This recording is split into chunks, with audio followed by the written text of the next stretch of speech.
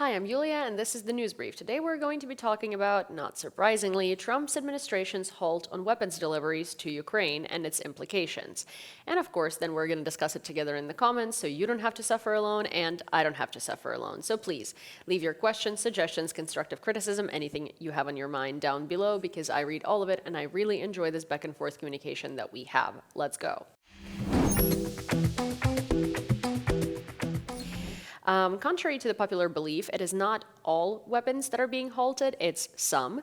And the problem is that these weapons are some of the most important ones. They include GMLRS, and they also include the coveted Patriot air defense missiles. Interestingly, the only place that's riveting out of these news is Russia, and they're saying that likely this is happening because warehouses in the US are empty, and they're kind of killing two birds with one stone with their propaganda. One is they love the fact that Ukraine is not going to be getting those air defense missiles agreed upon by the Biden administration and that have been pledged to Ukraine for a long time, that Ukraine actually really counted on because, these have been pledged to us over a year ago. But also, they're spinning the narrative to say that the United States just doesn't have any supply of any of these missiles, and that the production is bad, and that the warehouses are empty, and that's why this is happening. Now, the Trump administration is saying that they just don't have enough to support both Ukraine and themselves. Interestingly, this decision comes right after the president of Ukraine, Volodymyr Zelenskyy, pleaded with the rest of the allied world that we need more air defense systems because of Russia's terrible and evil and completely incinerating strikes on Ukraine that have been happening in the past 2 months. If you have been following this channel consistently and you watch most of our videos, then you will know that almost every Monday we start our news cycle with the unfortunate news of a massive airstrike either on Kyiv or Odessa or Zaporizhia or Mykolaiv or Kherson, or as it was the case last week, it was the west of Ukraine, predominantly Lviv region and Ivano-Frankivsk region. And many people lose their lives in these airstrikes, many civilian people. It's usually only civilian people and rescue workers, and it's just horrendous.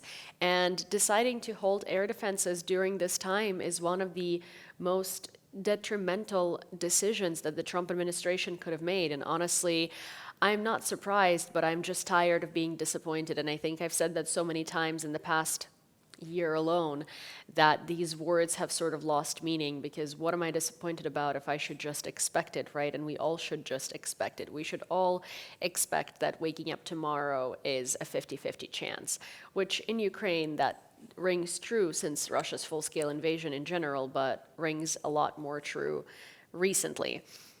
Interestingly, the Trump administration's statements on the situation are as follows.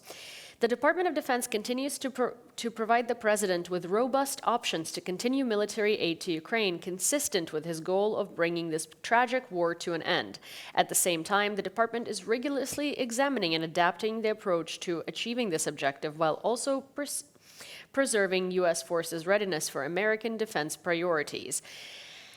In layman's terms, and this article explains it further, is that the U.S. is actually trying to stockpile these air defense systems and weapons in general due to a potential conflict with China one day, maybe, and because they're expecting tensions to rise in the Pacific, which obviously for the Trump administration is a lot bigger of a priority than Ukraine is, unfortunately, because for one, the U.S. has production capacity to stockpile these weapons without having to deprive Ukraine of them. The U.S. also reroutes weapons to the Middle East. And when we're talking about an imaginary war with China or an imaginary conflict with China or something brewing in the Pacific, it is not happening right now. And the U.S. has time to actually produce weapons and to build a plan for defenses. So to me, it sounds like an excuse that's a far stretch, and it's just an excuse to not supplying Ukraine with weapons, especially because, you could choose priorities, and if air defense is one of the most necessary things right now, these are not even weapons that are offensive, these are defensive weapons, right? Then you would be trying to limit supplies of something else, not the most necessary number one priority item on the list.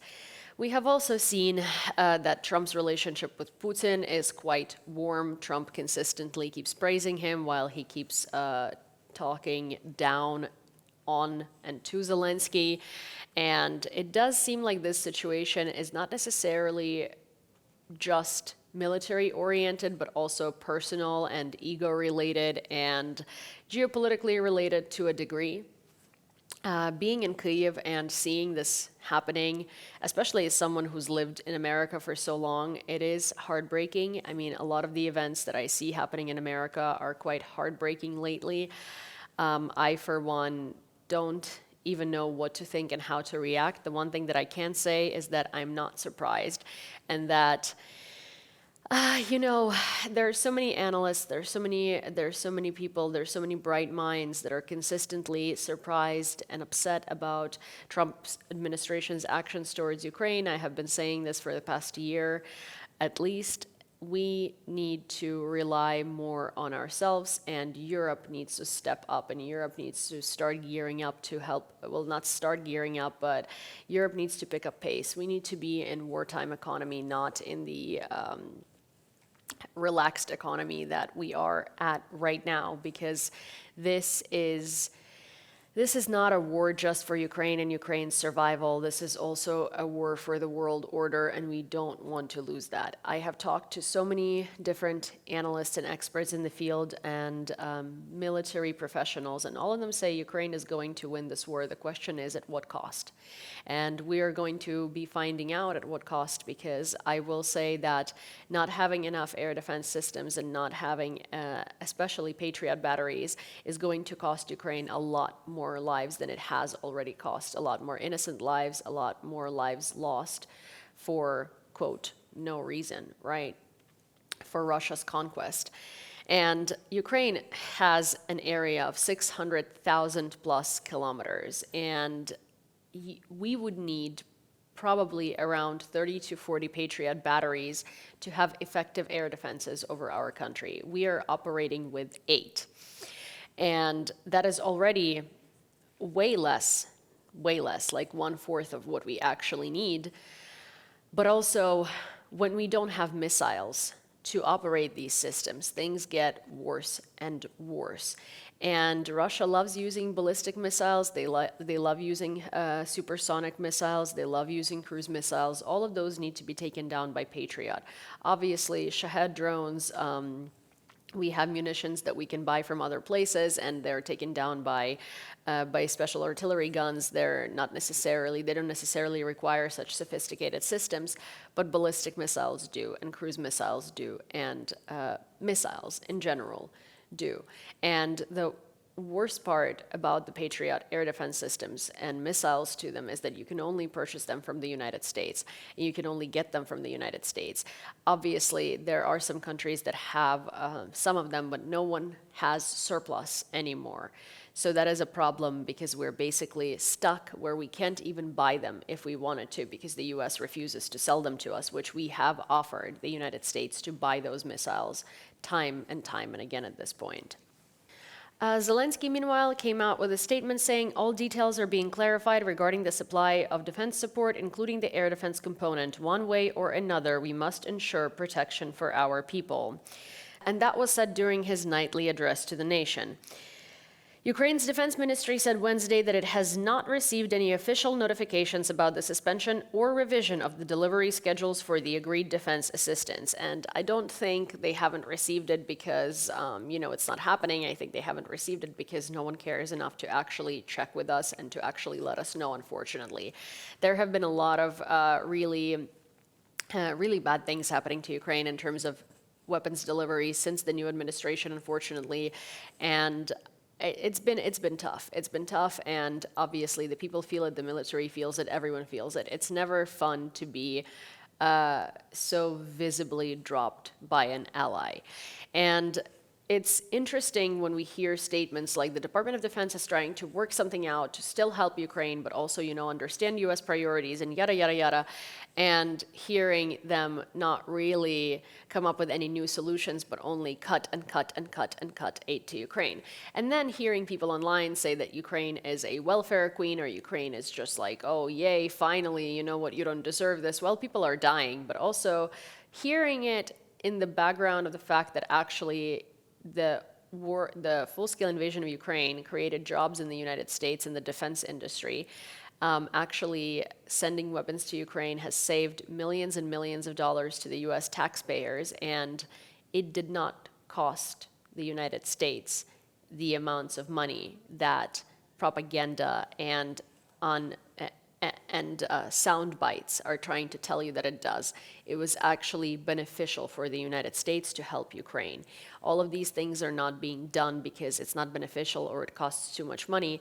They're being done because simply, for whatever reason, it's not a priority and it's not an interest of the current administration. And it's a really tough situation that we are being put in, especially because we have the Budapest Memorandum, and under it we were supposed to be protected, and we constantly keep being let down and let down and let down, and we see people online cheering for the deaths of Ukrainians because, oh, you don't deserve money from the US, while we full well know, and most of the leaders worldwide and people worldwide understand that actually Ukraine is not getting some sort of crazy subsidies. It's all interconnected, it's a cycle, and it works in favor of each country to actually help Ukraine one way or the other. That's unfortunately everything that I have for you for today, and I really hope that you will take something out of this conversation and of this report. I really do hope so. And if you enjoy these reports, please don't forget to subscribe to this channel, turn on all of your notifications, like this video, send it to a friend. And of course, if you have questions or suggestions or really anything in your mind, leave them in the comments below. I read all of them and I try to integrate them into my next episodes so I can actually have communication with you guys, not just talk at you. So there we have it. See you next time.